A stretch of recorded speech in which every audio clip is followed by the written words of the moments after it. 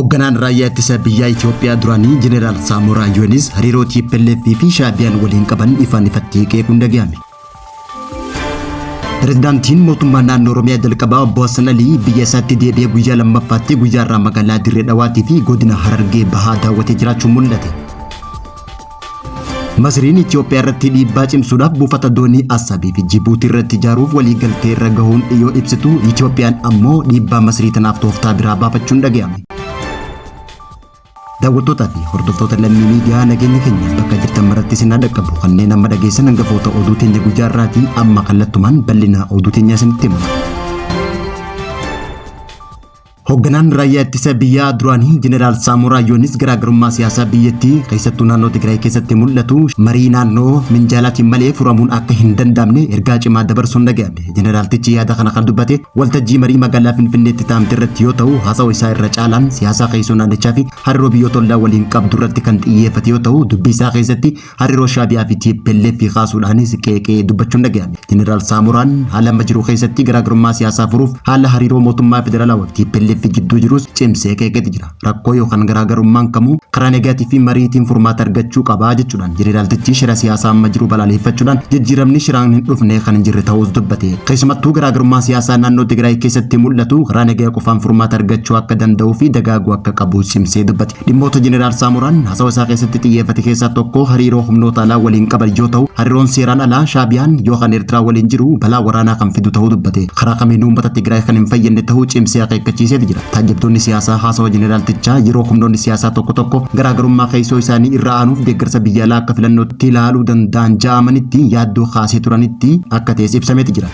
Jeneraaltichi ammoo tooftaan akkanaa naannicha gara wal dhabdee marsaa biraatti geessuu akka danda'u yaaddoo qabu ibsuudhaan waggoota dheeraaf raayyaa ittisa biyyaa kan hoogganaa ture Jeneraal Saamoraan dhimmoota hooggantoonni siyaasaa dursa kennuu qaban irratti gorsaas kennee jiraachuun ibsame. Hooggansi kamuu faayidaa uummataa itti fufinsa qabuuf socho'uu akka qabu kadhaame Jeneraal Saamoraan nagaa itti fufinsa qabu yoo jiraate qofa misoomni guddinni hawaasummaatii fi dinagdee kan dhufu ta'uu hime. Garaagarummaa karaa nagaatii fi mariitiin furuun safartuu goomsa hooggansaa ta'uu kana kan Jeneraal Saamoraan daandiin shira biroo karaa kamiinuu dantaa uummataa irratti dhiibbaa akka qabu sobachiise.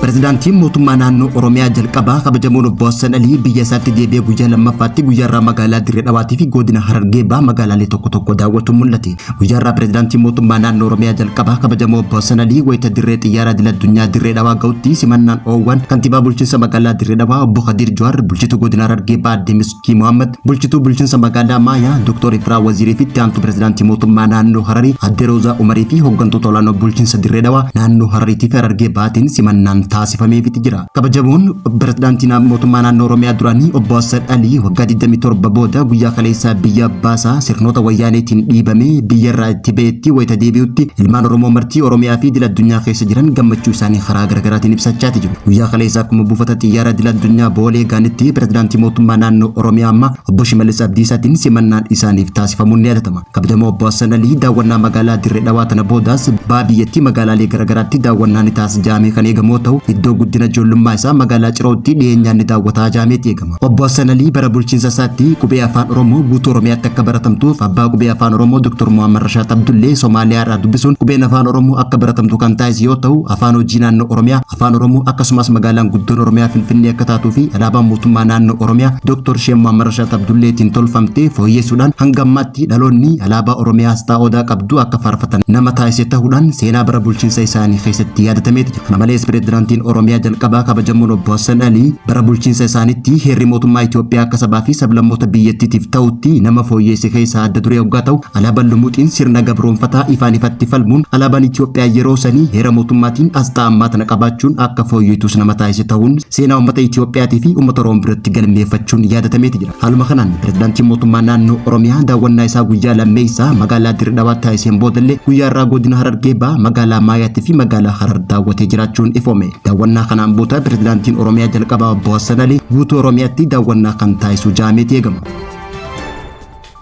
Masriin Itoophiyaa irratti dhiibbaa cimsuuf buufata doonii Assaabii fi Jibuutii ijaaruuf waliigaltee irra gahuun yoo ibsitu, Itoophiyaan ammoo dhiibbaa Masrii tana jalaa tooftaa biraa baafachuun dhagahame. Masriin biyyoota gaafa Afrikaa keessa jiran lama Eertiraa fi Jibuutii waliin buufata doonii ijaaruuf waliigaltee mallatteessuun ibsame. Waliigalteen tun wal dhabdee laga Abbayyaa irratti hundaa'uun dhiibbaa Masrii Itoophiyaa irratti taasiftu keessaa tokko ta'uun ibsamee jira. Waliigalteen Masrii biyyoota lamaan waliin mallatteessiteen kan miidiyaaleen bal'aan hin uwwifamnee fi irratti hin hirmaanne yoo ta'u, dandeettii buufata doonii Assaab Eertiraa fi buufata doonii Jibuutii dooraan babal'isuuf akka ta'e ibsamee jira. Buufanni doonii lamaan naannoo kibba galaana Diimaa Street Baab El Mandab jedhamutti kan argamu yoo ta'u, Jibuutii fi Eertiraan ollaa Itoophiyaa ta'uu fi Itoophiyaan karaa buufata doonii dooraan kanaan meeshaalee alaa kan galfattu ta'uu isaati. Gama biraatiin ammoo Itoophiyaan buufata doonii Barbara Afrikaa keessatti wartuu loojistiksii ijoo taasisuuf karoorfattee jiraachuun dhagahame. Kanaan dura Itoophiyaa fi Soomaaliyaan sababa Itoophiyaan waliigaltee wal hubannoo hulaa galaanaa Somaalilaand waliin mallatteessiteef kan irratti walitti mufatan yoo ta'u, dhiyeenya kana ammoo guyyaa lama dura gaafa muddee 24 bara 2025 jilli Itoophiyaa walitti dhufeenya daldala Somaalilaand waliin qabu cimsuuf buufata doonii Barbaraa daawwatee jiraachuun ifame. Jilli kun bakka mootummaa naannoo fi federaalaa kan hammatee ta'uun ibsamee jira. Daawwannaan tun walitti dhufeenya diinagdee Itoophiyaa fi Soomaaliyaa keessatti naannoo fi of bulchuu taate tan hundeessite Somaalilaand idil addunyaatti beekamtiin argatiin Somaalilaand jidduu jiru guddachaa dhufeen kan calaqqisu ta'uun illee ibsame. Qondaaltonni mootummaa Itoophiyaa akka jedhanitti Barbaraan Itoophiyaan galaanaan hin marfamnee wayita jirtutti karaa daldalaa murteessaa ta'uun daldala biyya keessaa fi alaatti koriidarii filannoo ta'uu fi ida'amuu diinagdee naannoo guddaa kan deeggaru ta'uu ibsan. Gabaasa lameen yeroo tokkotti baheen Itoophiyaan dhiibbaa Masrii taasiftu jalaa malachuuf buufata doonii doolaan irra gara buufata doonii Barbaraatti waan jijjiirte fakkaattus Itoophiyaa fi Somaalilaand hariiroo uumuu tanatti tan hin gammanne. Soomaaliyaan hanga ammaatti waan dubbattee kan hin jirre ta'ullee gabaafame.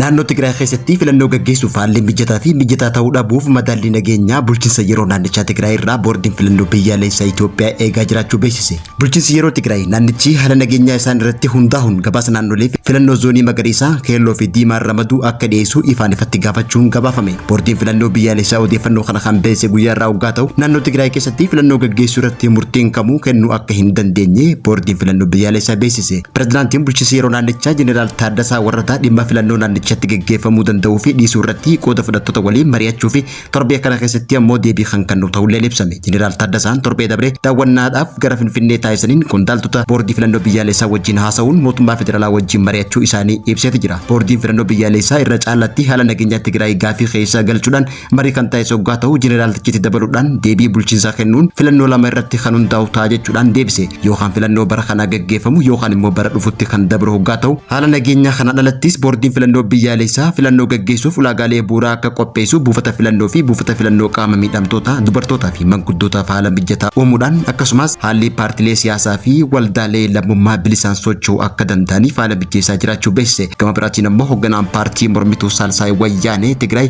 haalli amma jiru filannoof mijataa akka hin taane akeekkachiisuudhaan garuu buqqeensa lammiilee wallabdee daangaa bulchiinsaa furmaata hin arganne filannoon gaggeeffamuu akka hin dandeenye dura ta'an boordii filannoo paartii Saalsaay Wayyaanee kun beeksiseet jira. Daawwattoota fi hordoftoota lammii miidiyaa irraa oduun sa'aatii kanaaf qabannee dhiyaate kan gammaatti hordofaa turtanii turtii gaarii.